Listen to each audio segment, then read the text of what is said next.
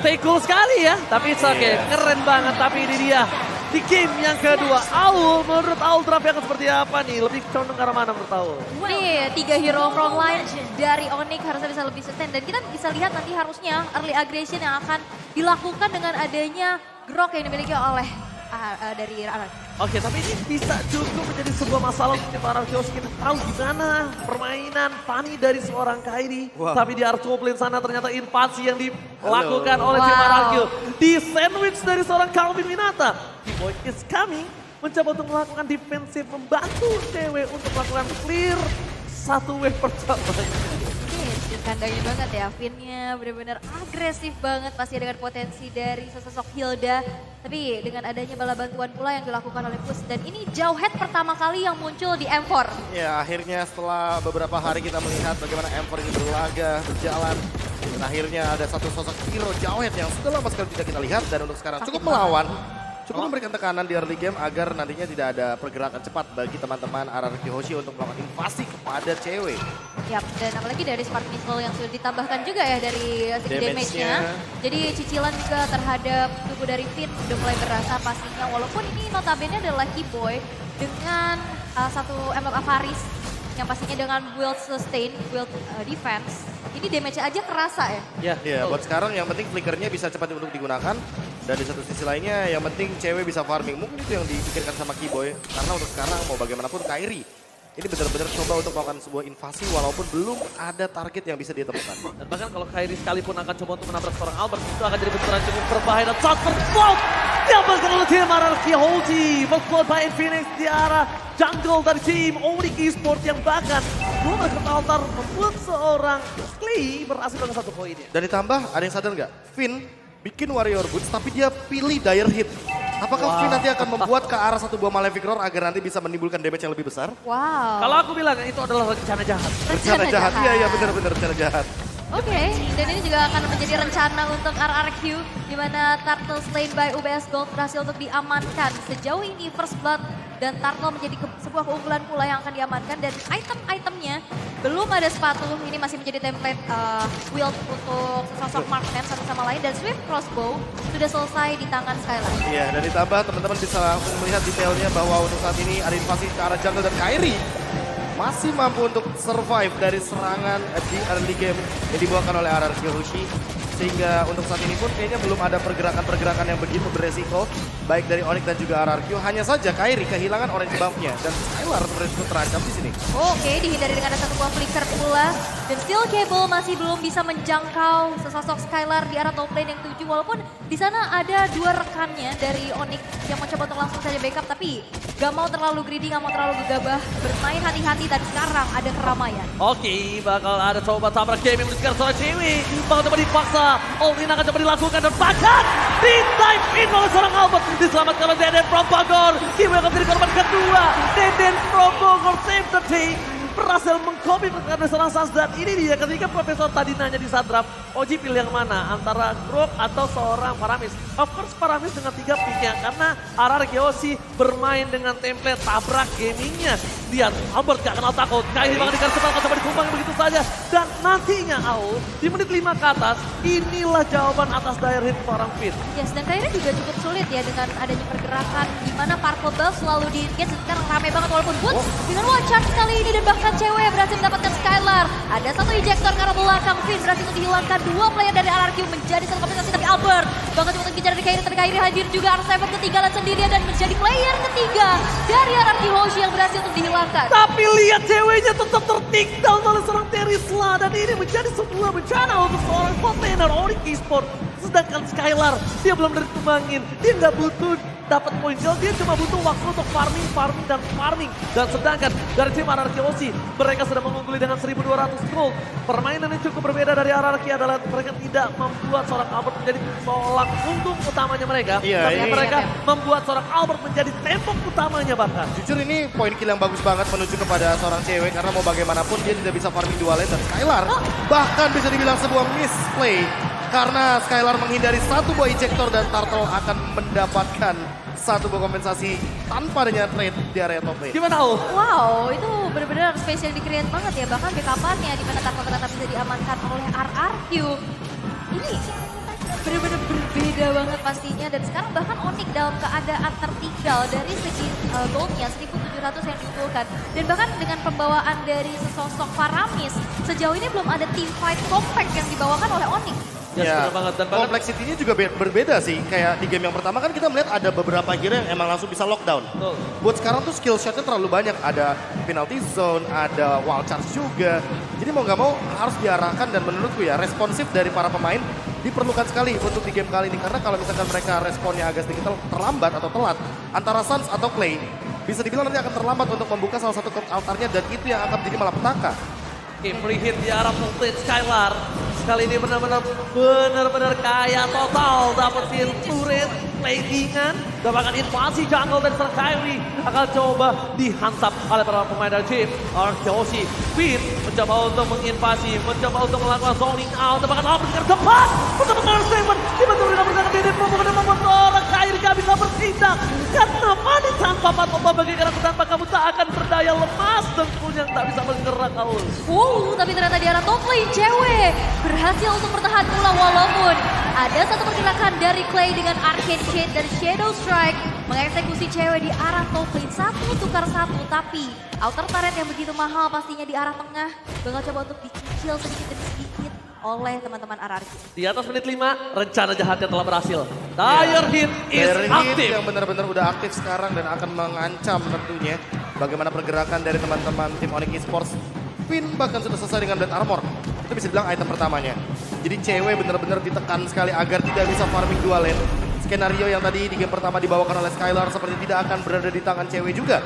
Karena mau bagaimanapun dia jangankan farming dua lane, farming satu lane aja susah banget. Dan bahkan ini ada beberapa hero yang bisa digunakan dengan Dire, tapi di depan sana Skylar akan coba ditumbangkan oleh seorang putri dan tidak terlalu cukup.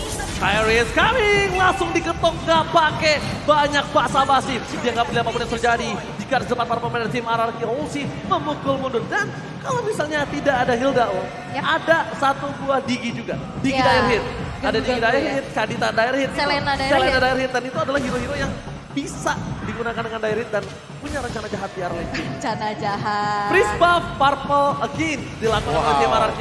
Wow. Baxia tidak butuh purple, tapi Baxia akan menginvasi purple sedikit dari seorang Onyx Esports karena Kyrie terlalu dipeni dengan purple buff yang mereka miliki. Kita lihat dengan 1 detik kembali tim RRQ 4 orangnya udah standby on positional. Yap, bakal coba untuk split push aja dan bahkan purple buff tidak akan bisa kembali jatuh untuk Kyrie.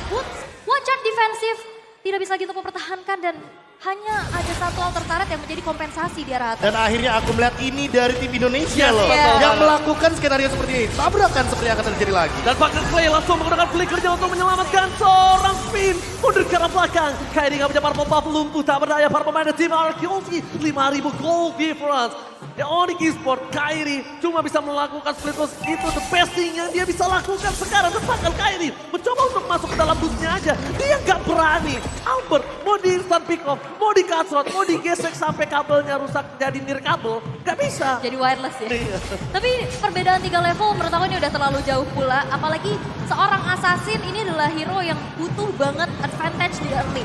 Hero snowball yang gak dapetin snowballingnya, ini bakal susah banget untuk keep up. Bahkan dengan adanya satu buah ejector pula, kali ini udah mau keluar dan bahkan Keyboy terkena adanya satu buah pressure. Bahkan Skylar tukarkan satu, tukar satu, bahkan 2 player karena cewek mendapatkan double kill. Tapi lihat, ditukar dengan adanya triple kill dari Albert.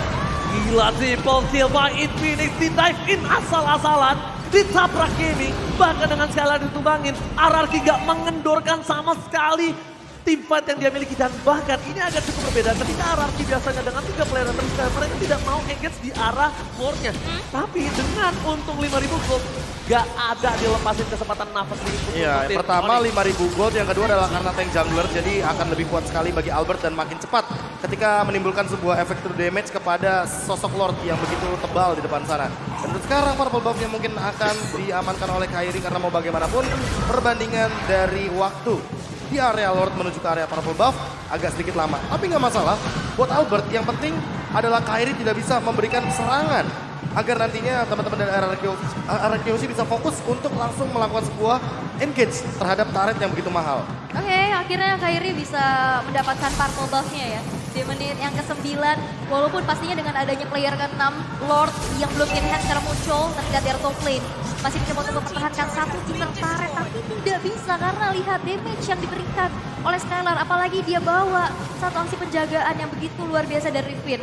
Tidak bisa tersentuh sama sekali. Tidak bisa tersentuh, tapi Lo tidak masuk menit bebas. Tidak ada yang bisa mengawal dari tim Onyx Esports. High ground defensif juga mereka minim. Di game sebelumnya mereka punya Lilia pun saja tidak bisa dibendung. Apalagi sekarang tidak ada Lilia. Sans for covering up. Bahkan stack yang dimiliki Sans juga masih belum cukup. Mungkin nanti ada satu hal Ace yang bisa diselamatkan oleh tim Onyx Esports adalah gimana caranya Barir dari Boot menutup gameplay RRQ. Wildcats akan keluar bersama dengan pergerakan dari seorang Kairi. Mungkin itu ace terbaik yang bisa dilakukan oleh tim Onyx Esports, Profesor dan juga Ao. Ya, tapi untuk membuat skenario tersebut banyak banget yang perlu dikorbankan. Dan harus lebih berhati-hati ketika kita melihat bahwa ada 7.000 gold differences. Jadi perbedaan goldnya udah terlalu jauh banget dan Albert sekalipun ini sulit untuk di take down. Dia punya anti kuiras, dia bahkan akan menuju kepada Radiant Armor agar tidak bisa dibilang Sans-nya memiliki damage yang burst. Dan kalau misalkan di satu sisi kita melihat juga grok dari Boots dengan menggunakan satu buah emblem yang cukup beresiko di sana. Purple buff-nya miss dan akan ada team fight. Wildcats dikeluarkan dari big line. Masih bersama kalau satu mundur ke arah belakang dan Boots di sini dibalikan kembali keadaannya. Lihat, playdown dari cewek aja cuma bisa menghilangkan Heart Altar. Sedangkan team fight yang terjadi, Sans pun udah ngebuka dengan sebuah Heart Altar yang dia miliki. Dan tetap harus kehilangan Bootsnya. Yes, dan Kairi pun mau masuk. Banyak banget pertimbangan, apalagi dengan energi yang boros pastinya. Tidak ada purple buff kembali. Dan sepertinya dari RRQ juga mereka bermain sangat-sangat disiplin. Mereka nggak terlalu mau memaksakan kehendak. Dan melihat 40 detik lagi Lord yang kedua. Sesaat lagi bakal muncul. Oke, official Mercedes partner M4 by King. Bisa kalian dapatkan di Putri Tenis Outdoor sana. Ada. Jangan sampai ketinggalan karena ingat ini eksklusif hanya selama M4 Hour. Spesial ya? Spesial. Ya, dan pastinya kalian bisa visit boothnya seperti apa yang Ranger Mas bilang. Dan sekarang Hunter Strike sudah dikantongin oleh Kairi. Hunter Strike.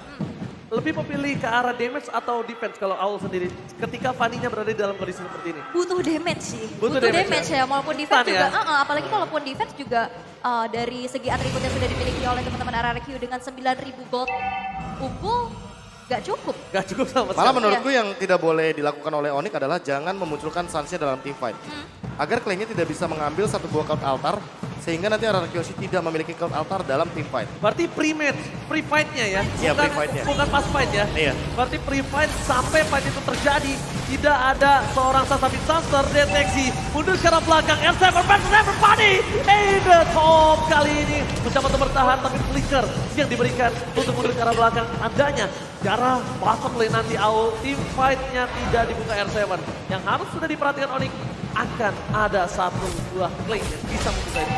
Mungkin dari Onyx yang bakal diandalkan untuk bisa clear cepet ya cewek. Ini satu-satunya yang bisa nge-spray down dengan Ibirus pastinya. Dan sekarang Kairi mencoba untuk menunggu terlebih dahulu di arah bawah. Tapi nampaknya dipaksa untuk recall. Mengingat tidak ada energi kalau kesergap ini bakal jadi bahaya banget. Dengan skill cable yang sekarang sudah dimainkan. Dan ini dia, sebuah penetrate yang sudah digunakan pula oleh cewek. Clear wave yang begitu cepat. Itu benar-benar instan banget respon yang dilakukan sama RRQ. Sekalipun hanya melihat Kairi loh di depannya. Dan untuk sekarang Clay masih belum mendapatkan satu buah IMU-nya. Benar-benar dalam posisi yang tidak bisa disentuh. Dan itu bagus sekali, tapi lihat Kairi terperangkap. Hilang instant pick off. R7 menarik ke depan, mencoba untuk melakukan satu buah watch-out for covering up. Saat akhirnya berhasil datang dan dibalaskan kembali. RRQ mau memantapkan diri, mendapatkan poin di game yang kedua. Ini tidak ada yang namanya dikasih kendor sama sekali untuk team fight. Front to back gaming is real di game yang kedua. 14 menit game berlangsung, hampir 12.000 network yang bisa didapatkan oleh RRQ. Dan kita lihat juga Onyx yang hanya bisa bertahan dengan adanya satu lagi alternatif yang bisa diajukan dari top. Tapi lihat penalty zone berhasil untuk bisa mengenai 2 orang sekali. Tapi lihat 3 player dari Onyx berhasil dihilangkan, double kill from Skylar. Dan 4 lagi tersisa dari cewek sendiri dan akan bisa defense karena base-nya akan menjadi milik RRQ Hoshi. RRQ Hoshi take the game too. Para pemain dari tim Indonesia kali ini mereka sama-sama berjuang. Onyx Esports dengan power dari Kairi-nya. Tapi ternyata itu dia jawabannya. Kairi kita kasih Fanny, first pick Fanny atau apapun di first space.